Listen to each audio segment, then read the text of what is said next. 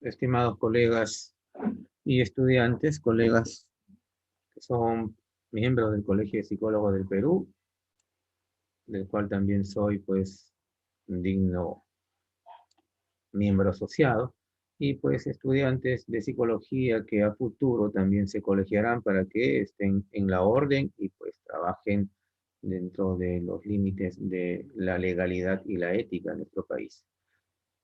En este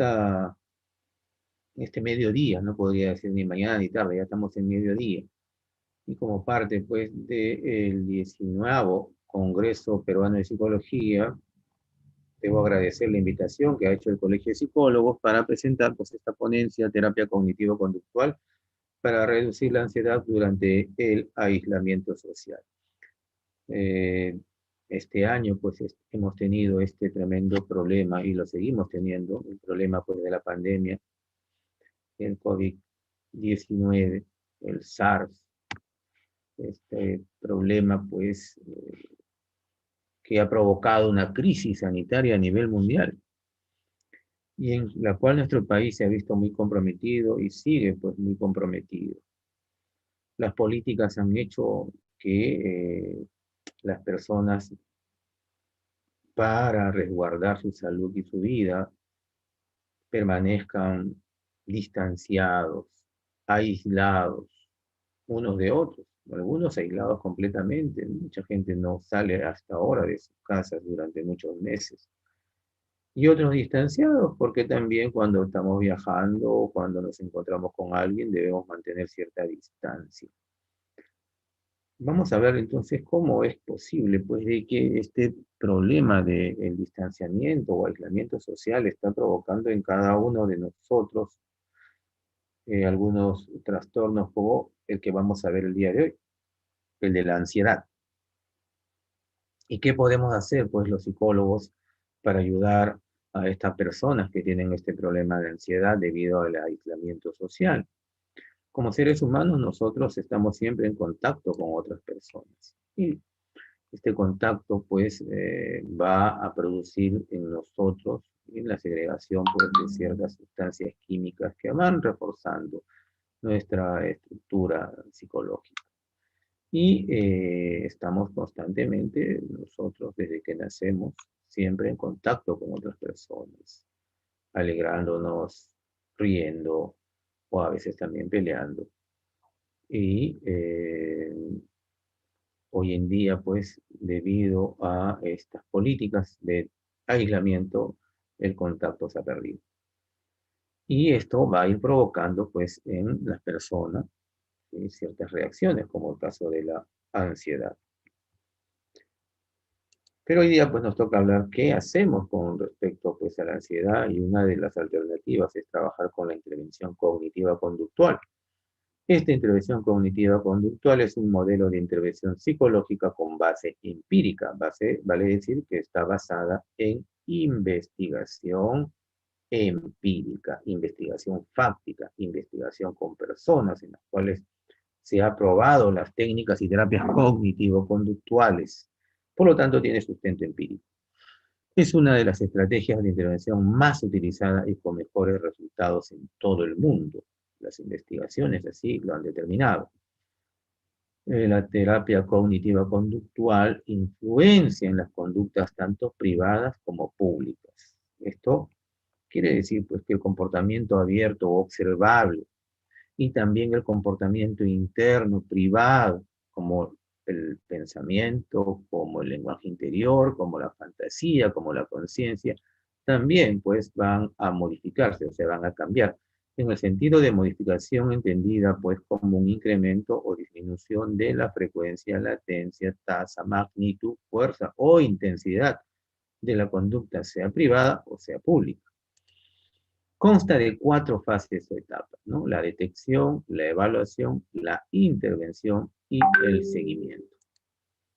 Y se apoya en 5 pilares, ¿no? ¿Cuáles son los 5 pilares de la intervención cognitiva conductual?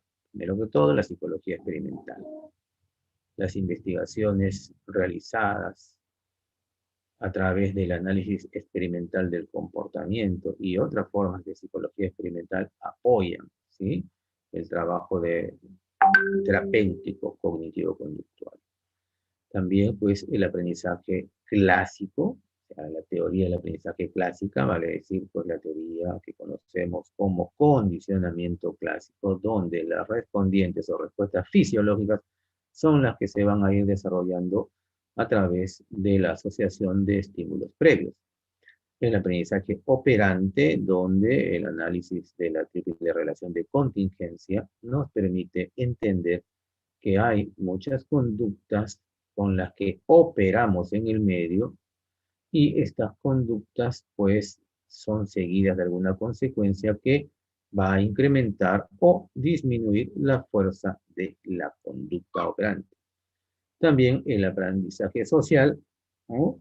Planteado pues básicamente por Albert Bandura, donde se plantea que muchos de nuestros comportamientos se aprenden observando e imitando modelos, que pueden ser modelos humanos o modelos animales. Alguno dirá, ¿qué modelos animales también? ¿Acaso el ser humano es capaz de imitar el comportamiento de los animales?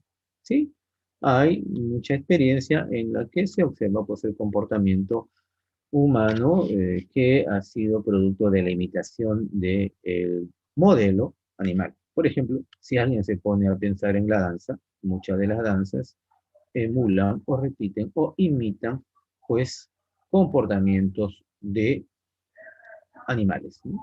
Ya se acordarán, por ejemplo, el baile del mono, el mono sensual, imagínense. Entonces, también imitamos comportamientos pues, de animalitos. Y comportamientos humanos, claro que sí. El lenguaje es uno de los principales comportamientos que se aprenden observando e imitando los movimientos del aparato fonador de la persona modelo que nos sirve pues para imitar. El bebé ve a su madre, cómo ella abre la boca, cómo emite sonidos y él también luego imita estos sonidos. Y el aprendizaje cognitivo, ¿no? Los teóricos mediacionales, ¿no? Como por ejemplo Edward Tolman, inclusive el propio Bourdieu, van a plantear, ¿sí? Algunos aportes a lo que es la intervención cognitiva conductual. Aaron Beck también con su propuesta cognitiva, ¿sí? Su terapia racional emotiva finalmente conductual, ¿no? Planteada por los autores, van a permitir, pues, ¿no? En el caso de Beck, va a permitir que se amplíe mucho más, que no solamente se quede en lo cognitivo, sino también que vaya hacia la conducta. En la parte inferior tenemos algunos representantes, ¿no? De lo que es el modelo conductual que han hecho mucha experimentación, que es la base empírica de lo que son las intervenciones cognitivas-conductuales. Tenemos a John Braddock Watson, a Beth Skinner y también pues a Mary Cover Jones. Mary Cover Jones, que es considerada la madre de la terapia de la conducta. ¿Por qué es considerada así? Pues porque Mary Cover Jones va a comenzar a trabajar con experimentos, ¿no? Donde busca disminuir los miedos, la neurosis, que se llamaba en ese tiempo, ¿no? El temor, ¿sí? En niños, ¿no? Si bien Watson es conocido por haber probado experimentalmente el temor condicionado, Mary Cover Jones pues era una de las personas que trabajaban también con Watson y Mary Cover Jones se preocupa, ¿no? Por más bien qué podemos hacer con estos niños o estas personas que tienen estos miedos tan terribles como son las fobias.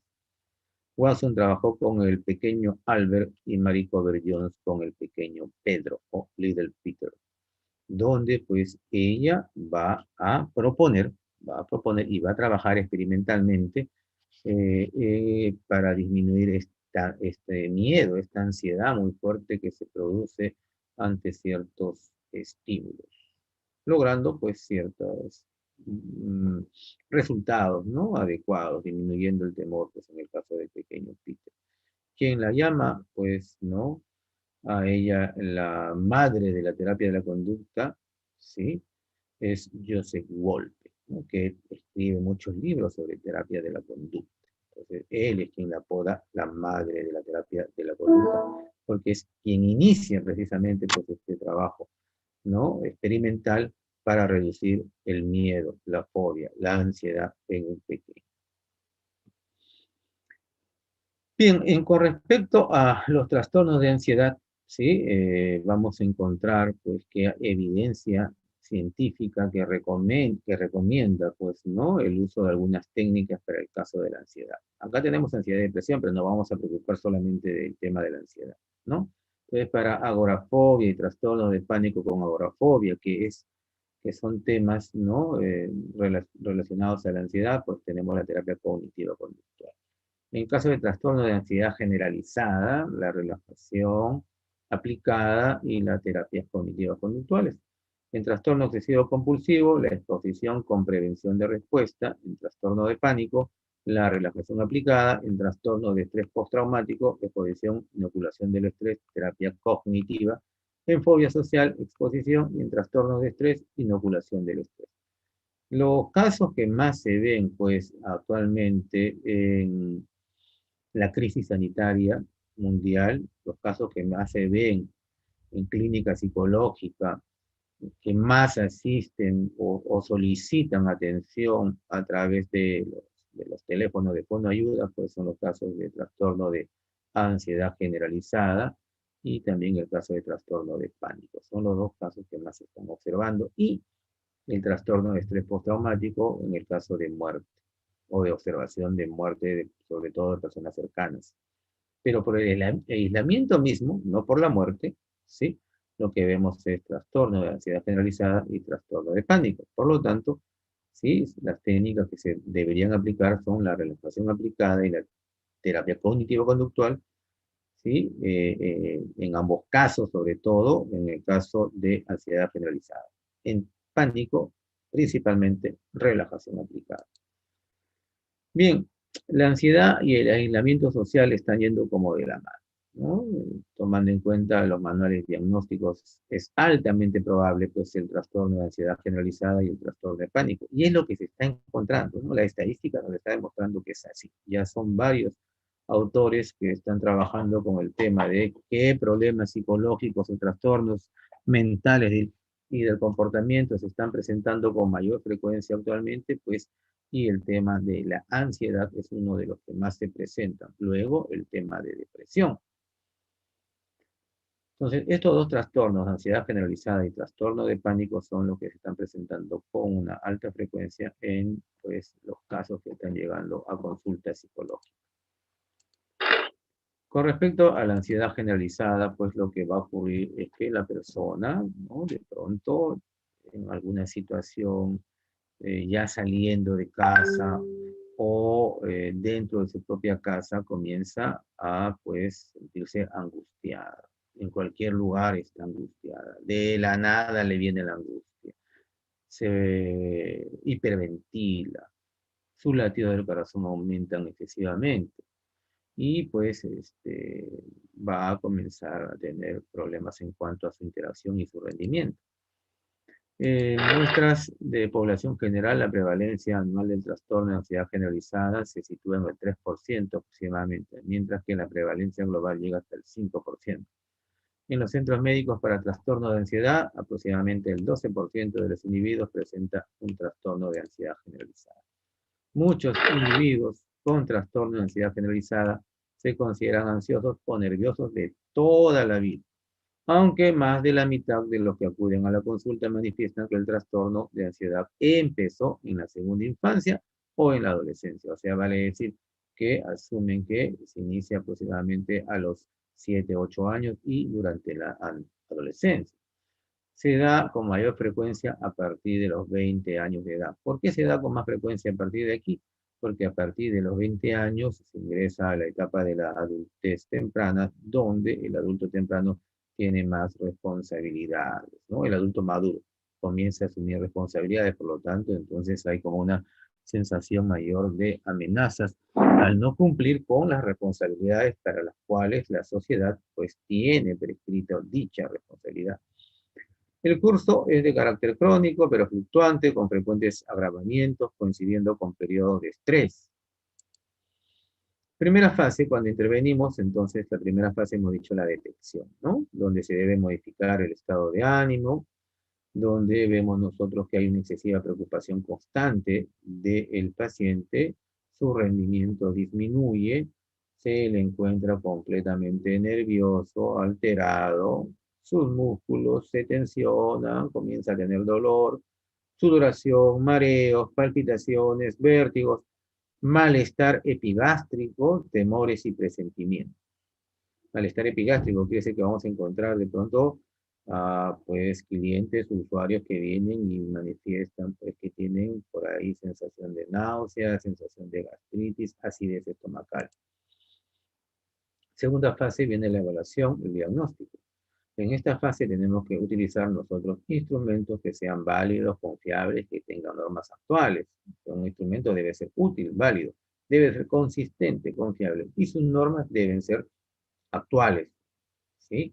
Aliaga y Jove manifiestan que las normas deben tener 7 años, y si tienen más de 7 años ya son obsoletas. Entonces debemos buscar instrumentos que tengan normas actualizadas.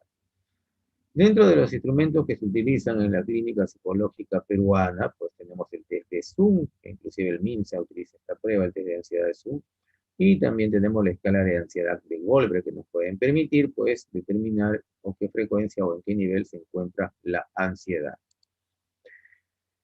El CIE-11, pues, nos permite también hacer el diagnóstico de, pues, la ansiedad generalizada. ¿Cuáles son los síntomas? Pues, tenemos acá que la persona presenta ansiedad la mayor parte de los días durante al menos varias semanas seguidas, por lo menos en los últimos 6 meses, nos plantea el DSM-5. Y aquí se observa aprensión, o sea, preocupaciones acerca de calamidades venideras, sentirse al límite, dificultades de concentración, pues está preocupándose si se va a enfermar, si se va a morir, si sabe qué le pasará, entonces está aprensivo. Tensión muscular.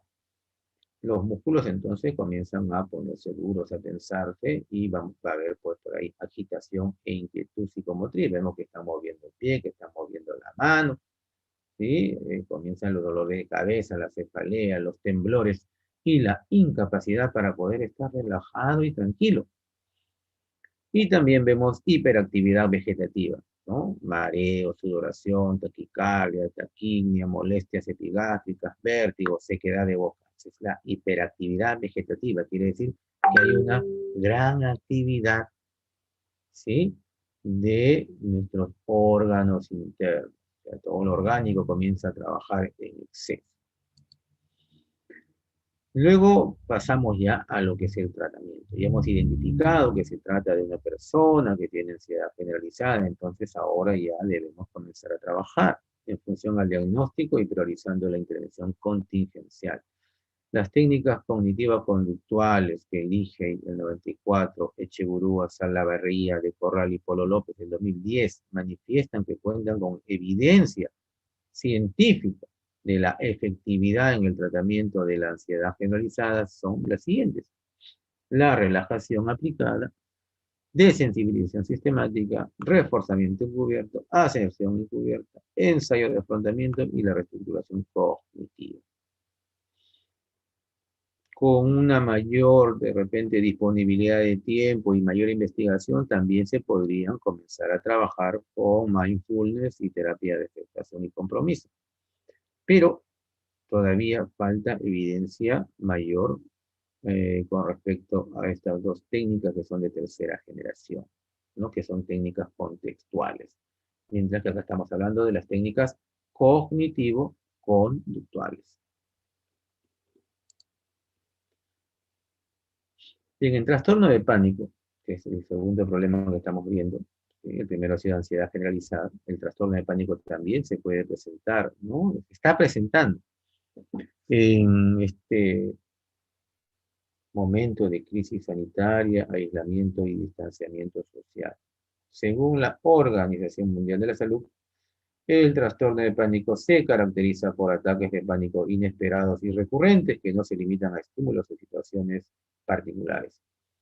Estos son episodios diferenciados de miedo intenso o aprehensión, acompañados por la aparición rápida y simultánea de varios síntomas característicos. Por ejemplo, palpitaciones o taquicardia, sudoración, temblores, falta de aliento, dolor en el pecho, mareos o sensación de mareo, escalofríos, sofocación, miedo a la muerte inminente. Además, el trastorno de pánico se caracteriza por una preocupación persistente por la recurrencia o la importancia de los ataques de pánico, o comportamientos destinados a evitar su repetición, que se traduce en un deterioro significativo a nivel personal, familiar, social, educativo, laboral o en otras áreas importantes de funcionamiento. Los síntomas no son una manifestación de otra condición de salud y no se deben a los efectos de una sustancia o medicación en el sistema nervioso central.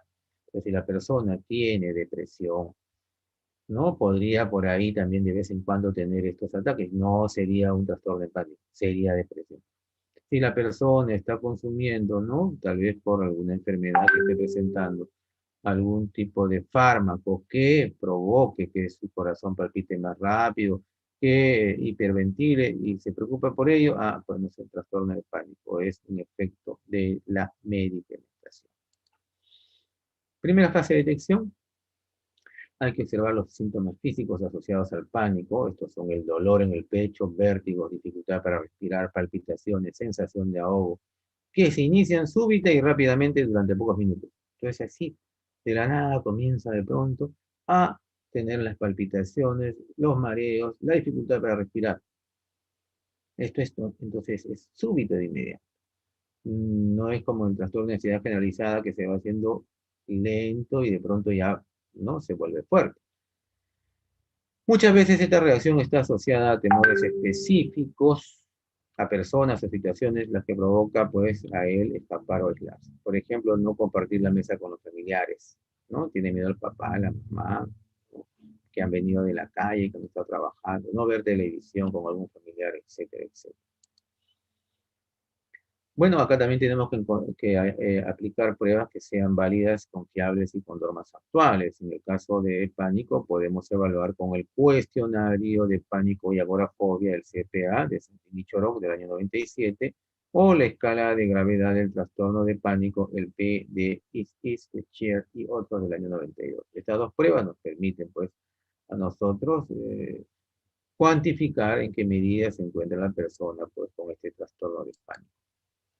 En el tratamiento, ya entramos al tratamiento, lo que muchos están esperando seguramente, pues tenemos las técnicas cognitivas conductuales, ¿no? Y acá aparece la relajación aplicada, que se aplica para los dos casos, ¿no? Tanto para TAG, ¿sí? Como para TAP. O sea, TAG es trastorno de ansiedad generalizada y TAP trastorno de pánico. Bien, la relajación aplicada es una de las técnicas que se pueden aplicar, ¿no? Porque pues la ansiedad provoca tensión. Al haber tensión van a haber contracturas musculares. Las contracturas musculares lo que hacen es pues endurecer, tensar los músculos. Y pues lo que debemos buscar es trabajar con técnicas de relajación, cuyo objetivo va a ser calmar la activación fisiológica en situaciones específicas. Si es así, ¿no? Entonces, si queremos calmar esto, pues podemos trabajar con respiración diafragmática o relajación por evocación. Si queremos reducir la activación general, la reactividad cotidiana, la tensión general, habría que trabajar más. Relajación progresiva de Jacobson, de Schultz u otras. Bien, entonces, miren acá, la relajación por evocación es más sencilla que la relajación progresiva.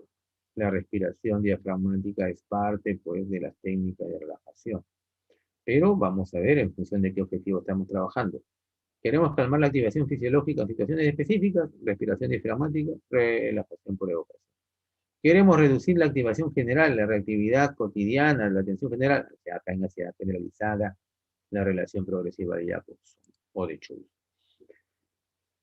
Bien, la respiración diafragmática permite pues que las personas comiencen a controlar de cierta manera, ¿sí? Las respuestas viscerales que se están presentando durante pues la ansiedad generalizada y también la ansiedad por pánico. El objetivo es tener control del ritmo y profundidad de la respiración para relajarse. Para ello, debemos seguir los siguientes pasos. Primer paso, inspirar lentamente por la nariz, elevando el abdomen. Segundo paso, llevar el aire a los pulmones. Tercero, retener ese aire por 5 segundos. Luego expulsar el aire suavemente por la boca, frunciendo ligeramente los labios. Y repetir esto por lo menos 5 veces, ¿no? Ahora, no es recomendable utilizar esta técnica si la persona tiene problemas pulmonares, ¿no? En el caso, hoy en día, pues que debido al COVID o debido a otros problemas pulmonares como TBC, ¿no? No pueden, pues, forzar lo que es la acumulación de aire y oxígeno en esta zona, entonces sería mucho más complicado para ellos. La relajación por evocación es otra técnica también aplicable, ¿sí? Que va a permitir reducir los síntomas, sobre todo fisiológicos. Para ello, pues la persona debe cerrar los ojos, debe recordar, imaginar una situación o lugar donde estuvo calmado, donde estuvo tranquilo, donde estuvo relajado.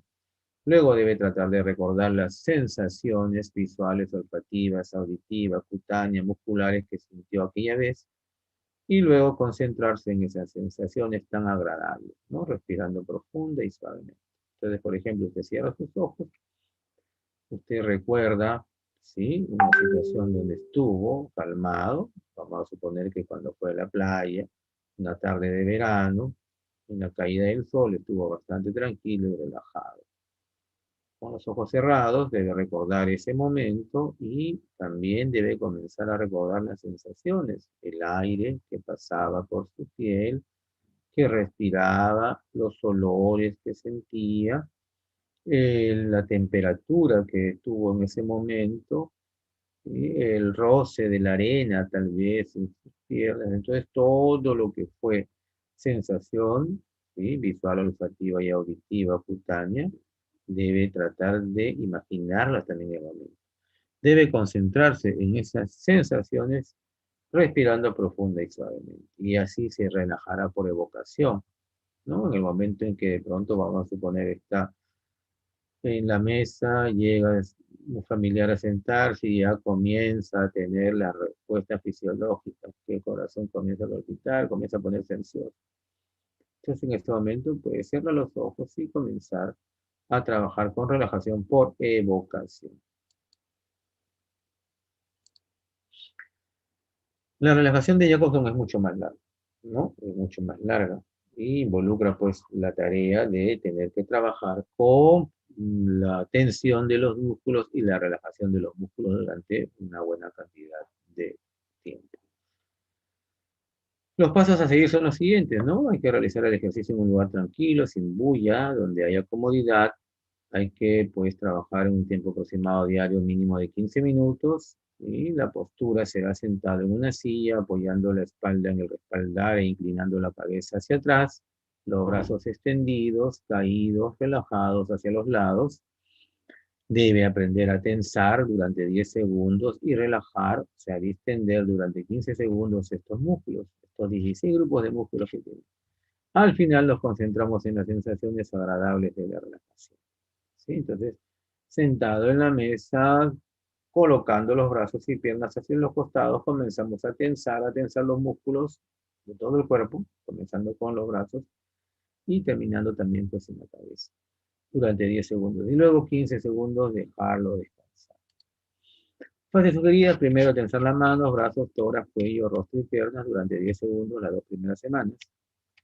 2, relajar las manos, brazos, tórax, cuello, rostro y piernas 10 segundos, ¿sí? Las 2 primeras semanas. ¿Okay? Los 4 primeros días de la tercera semana, la relajación será de 10 segundos y los últimos 7 se reducen a 5 segundos. La cuarta semana, relaja tus músculos a realizar tus actividades rutinarias. O sea, como ya aprendiste a tensar y relajar, ahora tú tienes la capacidad de poder relajar en tus actividades rutinarias. Estás cocinando, estás lavando, estás barriendo. Para los que están todavía en aislamiento o distancia, o estás viajando de pronto en el bus, ¿no? Y te sientes ansioso porque te podrías contagiar. Bueno, entonces ya tú puedes relajar porque ya aprendiste cómo tensar y relajar. La quinta semana relaja rápidamente tus músculos al realizar actividades no estresantes. Y la sexta semana relájate en situaciones ansiógenas a nivel imaginario, primero, y real después. Entonces comienza con situaciones menos ansiosas y culmina en las más ansiosas. Para ello, entonces, el terapeuta cognitivo-conductual tendrá pues que conversar bastante con el usuario para que determine cuáles son las situaciones más ansiosas y las menos ansiosas ante las cuales él reacciona, ¿sí?, con ansiedad o pánico. Finalmente, es importante nosotros los psicólogos, ¿no?, observar el comportamiento de los demás, reforzar ese comportamiento, mantener una actitud positiva. Las personas deben desarrollar habilidades sociales, deben capacitarse, socializar, mantener seguridad, desarrollar optimismo, brindar afecto, autoevaluar y coevaluar, autoevaluarse uno mismo y coevaluar a los demás. Y pues es importante que el usuario, ¿sí?, se adhiera a los programas, o sea, tenga una gran adherencia, porque si no hay adherencia es difícil pues lograr los resultados. Si uno a el usuario, al paciente, le da alguna recomendación para que se realice en la semana y él no lo realiza, pues va a ser, ¿no?, muy difícil que logremos los resultados. Por ello es importante, ¿no?, que se firme un documento donde pues ambos, tanto terapeuta como usuario, ¿sí?, decidan, ¿no?, adherirse al programa, o sea, lo que llamamos el contrato conductual. Bien, estimados, ya hemos terminado con la ponencia que me correspondía acerca pues de la terapia cognitiva conductual aplicada en casos de ansiedad por distanciamiento social, que es un tema que estamos trabajando nosotros a través de pues investigaciones y videoconferencias con pacientes que están presentando estos problemas, ¿no?, de ansiedad generalizada y trastorno de pánico debido pues a la crisis sanitaria mundial, el aislamiento y distanciamiento que todavía nos está manteniendo, ¿sí?, en el país. Aunque hay algunas zonas del Perú donde ya comenzó pues a haber un poco más de libertad, ¿no? Sin embargo, todavía hay zonas donde hay bastante preocupación y donde todavía se van a presentar estos trastornos psicológicos que son muy importantes para nosotros y también para el ser humano. Muchas gracias por su asistencia y estaré ya no pues a responder alguna pregunta si hubiera alguna pregunta.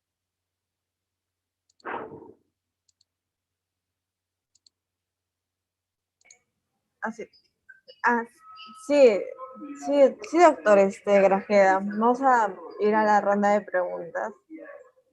Eh, Aquí pregunta José Antonio Hidalgo, ¿en qué se diferencia un ataque de pánico y un trastorno de ansiedad generalizada? Pues hay bastante diferencia, ¿no? Como estaba mencionándoles, en el trastorno de ansiedad generalizada, esto como que es bastante crónico, está presente durante todo el tiempo. En cambio, en el trastorno de pánico son momentos específicos en los que aparentemente de la nada o también por algún estímulo discriminativo que se presenta, la persona reacciona fisiológicamente pues con una activación muy fuerte del corazón, de los pulmones, de todo su sistema endocrinológico y que la persona se concentra excesivamente y lucha excesivamente para tratar de controlar. Comienza el temor, el miedo. Entonces, en el trastorno de pánico se presentan situaciones específicas, esporádicas, pero aparentemente sin explicación, mientras que en el de ansiedad generalizada es constante, constante, constante, es más constante, no es tan, digámoslo así, esporádico como el trastorno de pánico. Entonces, durante prácticamente todo el día la persona está ansiosa, angustiada, preocupada. En el trastorno de pánico, de pronto, una vez al día, o una vez a la semana, o dos veces a la semana. O sea, la frecuencia es menor en cuanto a la presencia de los síntomas. Si bien los síntomas son muy similares, ¿sí?, la frecuencia es lo que va a diferenciar a uno de otro. Bien. Sí. Otra pregunta también decía, en ataques de pánico, ¿cuánta efectividad tiene la terapia cognitivo-conductual? A ver, no le entendí, ¿cómo me decía? en ataques de pánico, ¿cuánta efectividad tiene la terapia cognitivo-conductual? Bueno, con respecto a efectividad, ¿no? No podemos hablar de estudios así que sean contundentes, ¿no? Con respecto, pues, a la efectividad. Es más efectiva que otras, sí, ¿no? Podemos hablar de un 70% de efectividad, ¿no? Y como que hay un 30% de personas que son un poco más reticentes, pero en realidad, ¿será el efecto de la terapia o será el efecto de la persona que está aplicando la terapia? ¿Será el efecto de la terapia o será el efecto de el usuario que no está colocando de su parte las herramientas, la adherencia necesaria? La terapia podría funcionar de pronto en un 100%, pero muchas veces si es que no se está trabajando de la manera adecuada, ya sea pues el psicólogo especialista o ya sea pues la persona que está siendo intervenida con la terapia, la frecuencia podría ser mayor, la efectividad podría ser mayor, ¿no? Eh, yo calculo pues que actualmente debido a estas falencias que pueden haber, pues la efectividad es de un 70% y el riesgo de equivocarse de un 30%, pero podría llegarse a más si las personas estuvieran más preparadas, ¿no? Y si los usuarios también pondrían más de su parte. Víctor Hugo pregunta, eh, si usted ha aplicado alguna relajación de Jackson por vía virtual con sus pacientes. Sí, he trabajado, es un poco difícil, ¿no? Es un poco difícil porque hay que mantener una conexión un poco más fuerte, hay que tener unas buenas cámaras, bueno, la persona tendría que también tener, ¿no? El ambiente más adecuado, donde no haya ruido, donde no haya bulla, donde pues tenga un asiento, un lugar donde pueda acomodarse. Se le pide que logre todo eso y se trabaja con la técnica de relajación de Jacobson y Schultz y al menos desde mi parte he tenido muy buenos resultados, ¿no? La persona llega a relajarse por completo durante minutos, ¿no? Dejamos inclusive que quede dormida por completo, porque cuando uno aplica la relajación llega el momento en que debido a la tensión y relajación fuerte que debe realizar, se agota mucho más. Entonces, queda completamente dormido, queda completamente relajado, ¿no? Pone su cabecita hacia atrás, se queda completamente dormido y uno lo va observando, observando, inclusive con el uso de palabras y con el uso de música también, podemos lograr pues de que ese estado de relax en el que se encuentra se alargue, ¿no? Entonces, vamos hablándole, ¿no? Usted está en este momento mirando el mar y el mar está bastante quieto. El mar besa la orilla, se siente la espuma. Entonces la persona se concentra tanto luego de la relajación que queda dormida y en una completa insomniación. Lo he hecho por videoconferencias y sí ha tenido resultados. Y también lo hemos trabajado, ¿no? A nivel, pues, de terapia particular, inclusive de terapia grupal y también han habido resultados. Pero cuando es, por ejemplo, en alguna conferencia, recuerdo, en la ciudad de Chiclayo, ¿no? Eran como 150 participantes y hicimos la terapia de relajación, ¿no? En vivo con todos y por ahí no todos, pues no todos ponen de sí, pues entonces algunos de todas maneras resistentes no se llegaron a dormir, pero te diré pues que de los 150 por lo menos 120 se quedaron completamente dormidos. En terapia por videoconferencia, hasta ahora me ha resultado en el 100%. Doctor Grajeda, Mercedes Toledo pregunta, ¿no? En esta época de COVID, la terapia que puede funcionar a través de Zoom, que recomienda en estos casos, según usted, ¿cuál sería? Ya le mencioné, en el caso de ansiedad generalizada tienes que trabajar de hecho con técnicas de relajación de Jacobson. Y en el caso de trastorno de pánico, pues estamos mencionando la relajación por evocación, que es bastante sencilla, la relajación por evocación, ¿no es cierto? Hay que trabajar y respiración diafragmática.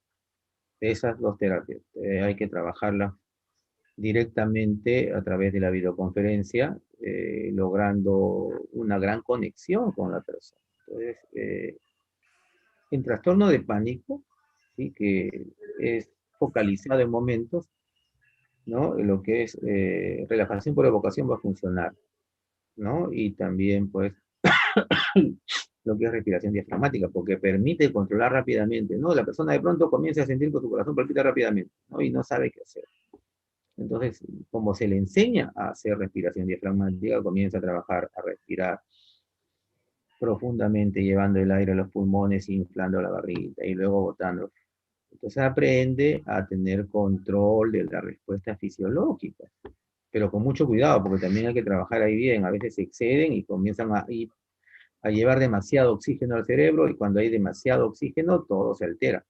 El problema es ese, ¿no? Que los cambios fisiológicos provocan alteraciones, o sea, provocan un desequilibrio homeostático. Y la idea es que nosotros, a través de nuestro comportamiento, en el caso de respiración diafragmática, controlemos ello. ¿Eso se puede enseñar por videoconferencia? Sí, se trabaja por videoconferencia, y las personas que ponen el 100%, que confían en usted al 100%, hacen caso de las directivas, de las instrucciones que usted le da, y lo van a lograr. Van a avanzar, van a controlarse. La terapia, hemos visto nosotros la intervención, tiene la fase de detección, de evaluación diagnóstico, de tratamiento y de seguimiento. Cuando usted ya trabajó con la persona y luego de un tiempo esta persona dice que ya está bastante bien, que ya no se altera, que ya no se angustia, que ya no le vienen los ataques de pánico o de la ansiedad generalizada, disminuyó por completo, igual usted no tiene que tener una frecuencia de observación, o sea, decirle bien, ya puedes entonces tranquilamente tú continuar con tu vida sin preocupaciones. De todas maneras, de acá a un mes voy a volver a conversar contigo para ver cómo te va. Así que de acá a un mes nuevamente nos citamos. ¿Sí? Después de un mes conversas, evalúas y ves si continúa bien o disminuyó. En el seguimiento que hacemos, ¿no? Un mes, luego 3 meses, luego 6 meses, vamos viendo que sí funciona. Ahora, recuerden que este problema de la pandemia, pues acá en el Perú estamos todavía 10 meses, ¿no? 10 meses o un poco menos a veces, dependiendo pues cómo cada uno lo haya vivenciado, porque yo les digo, yo recuerdo cuando regresaba de Cusco en enero, ya había el tema, ya había iniciado el problema este pues del COVID en China, desde diciembre, de fines de diciembre o mediados de diciembre ya había comenzado. Entonces cuando yo regresaba ya había toda la conversación, muchos amigos europeos o inclusive científicos con los que conversamos, ¿no? Ya estaban preocupándose, y algunos ya comenzaban justamente a aislarse. Particularmente yo, por ejemplo, cuando llegué a Lima le dije a mi familia, ¿saben qué? Hay que comprar provisiones, hay que tener de todo, porque de acá se va a venir una cuarentena. Miren, en marzo recién había una cuarentena y nosotros ya estábamos prevenidos de antes, ya estábamos controlados de antes. Tal vez por eso estoy todavía vivo, ¿sí? Porque ya Sí, nos prevenimos, nos aislamos con anticipación. No necesitamos que nos den una orden, lo hicimos por propia voluntad. Bien, sí, ¿algo más? sí, doctor, esa es una última pregunta por Facebook, no, por YouTube. Según Maribel Julca, ¿un ataque de pánico podría causar convulsiones o está relacionado a ello? Ah, claro que sí, puede llegar a provocar convulsiones. Si el ataque de pánico excede la capacidad de reacción del sistema nervioso, puede llegar pues a provocar convulsiones. En el ataque de pánico la persona siente que se va a morir, ¿no? El nivel de hiperventilación e hiperoxigenación llega a provocar un desequilibrio hemostático visceral muy grande, que lo lleva inclusive a que, pues, a nivel no cerebral, hayan reacciones que lo lleven a tener ciertas convulsiones. No tan grandes como puede ser una epilepsia, ¿no? Pero sí se puede llegar a convulsionar, se puede llegar a vomitar, se pueden llegar a tener distintos tipos de reacciones. Por eso es importante que se controle. La gente piensa que va a morir. A veces piensa que va a ocurrir eso porque cree que está enfermo, que está muy mal. Entonces va al médico, va al gastroenterólogo y ellos le van a decir que no tiene nada de eso, que no se va a morir. Y que pues quien va a poder, ¿no? Ayudarle en este problema es el científico de la conducta. Esto quiere decir el psicólogo.